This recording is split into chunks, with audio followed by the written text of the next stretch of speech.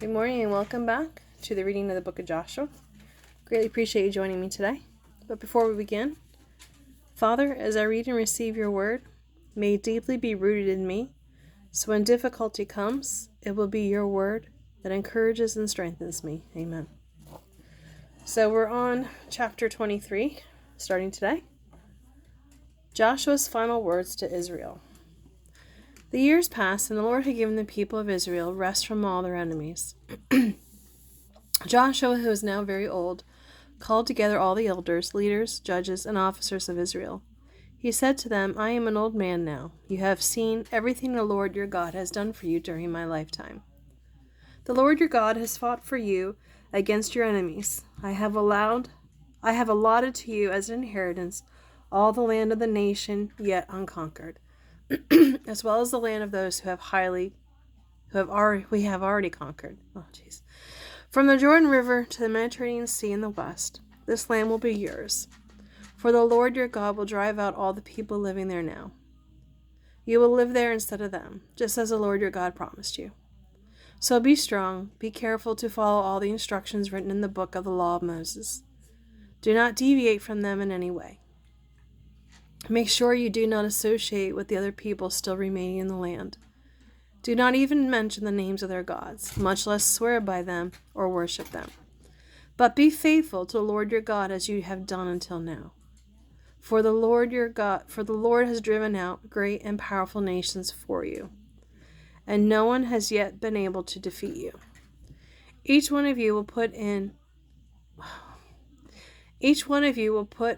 to flight 1,000 of the enemy, for the Lord your God fights for you, just as he has promised. So be very careful to love the Lord your God. But if you turn away from him and intermarry with the survivors of these nations remaining among you, then know for certain that the Lord your God will no longer drive them out from your land. Instead, they will be a snare and a trap to you, a pain in your side and a thorn in your eyes, and you will be wiped out from this good land the Lord your God has given you. Soon I will die, going the way of all the earth. Deep in your hearts you know that every promise of the Lord your God has come true. Not a single one has failed. But as surely as the Lord your God has given you the good things he promised, he will also bring disaster on you if you disobey him. He will completely wipe you out from this good land he has given to you. If you break the covenant of the Lord your God by worshiping and serving other gods, his anger will burn against you, and you will quickly be wiped out from the good land he has given you. The Lord's covenant renewed. Then Joshua summoned all the people of Israel to Shechem, along with their elders. Chapter 24. Then Joshua summoned all the people of Israel to Shechem, along with their elders, leaders, judges, and officers. So they came and presented themselves to God. Joshua said to the people, This is what the Lord, the God of Israel, says. Your ancestors, including Terah, the father of Abraham and Nahor, lived beyond the Euphrates River, and they worshipped other gods. But I took your ancestor Abraham from the land beyond the Euphrates and led him into the land of Canaan. I gave him many descendants through his son Isaac. To Isaac I gave Jacob and Esau. To Esau I gave the hill country of Seir, while Jacob and his children went down into Egypt. Then I sent Moses and Aaron, and I brought terrible plagues on Egypt, and afterward I brought you out as free people.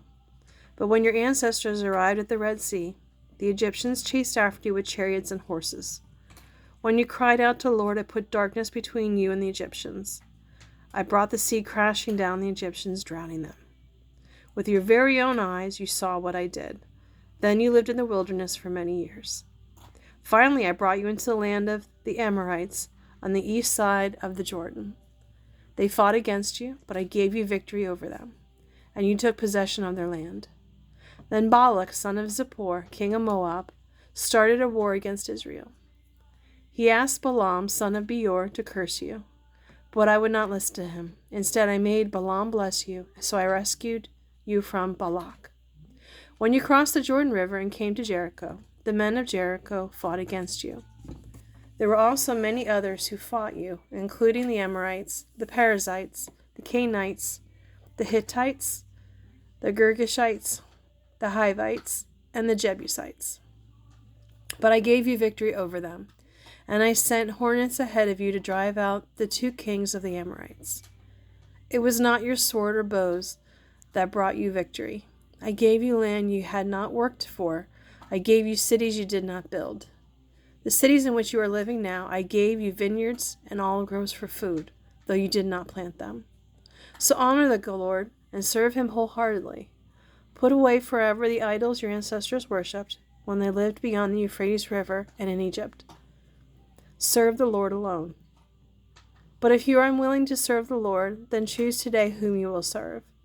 Would you prefer the gods from ancestors served beyond the Euphrates, or will it be the gods of the Amorites in whose land you now live?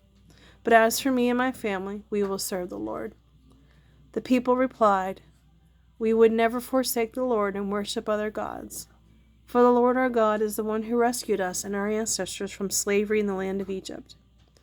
He performed mighty miracles before our very eyes as we traveled through the wilderness among our enemies. He preserved us. It was the Lord who drove out the Amorites and the nations living here in the land. So we too will serve the Lord, for he alone is our God.